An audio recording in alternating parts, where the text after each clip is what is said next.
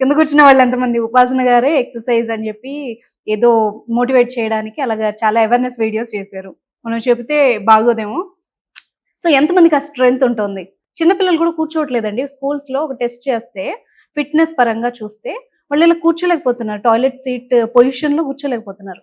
ఇంత దారుణంగా అయిపోతుందా నెక్స్ట్ జనరేషన్ ఏంటి? ఏం జరుగుతోందని? ఇవన్నీ మన ప్రోగ్రామ్స్ లో చేయిస్తాం మనం. ఓకే. రెస్టింగ్ స్క్వాట్ పేరుతో, ఆ!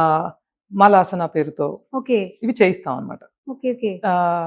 సో అంటే ఇప్పుడు చూడండి ఎంత ఎంతూజియాస్టిక్ గా ఓకే ఓకే అని వింటున్నారో. దరిద్రం హ్మ్. కాదు ఇది.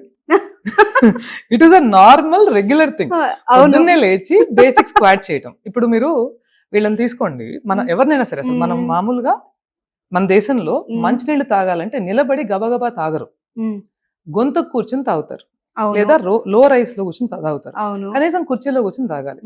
అక్కడ వాటర్ బాటిల్ కొనుక్కున్నామా, ముందు ప్లాస్టిక్ బాటిల్ అన్ని టెంపరేచర్స్ కి అది సకం అయిపోయి అందులో కావాల్సిన నానో పార్టికల్స్ అవి తీసుకుంటాం. అది మళ్ళీ ఆ పైగా అది నిజంగా ఆ వాటర్ ప్రాపర్ గా మినరల్ వాటరా కాదా అది ఇంకా తర్వాత, అది ఇంకా అది మళ్ళీ వేరే బిగ్ సబ్జెక్ట్. అది పక్కన పెడితే అట్లా కౌంటర్లో తీసుకోవటం, ఇట్లా నడుచుకుంటూ వెళ్ళటం, చేతిలో ఫోను, బాటిల్ తాగుతాం.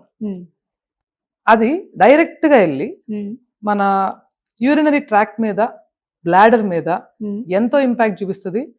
దానికన్నా ముందు అసలు వాటర్ మనకి చేయాల్సిన మంచి చేయదు.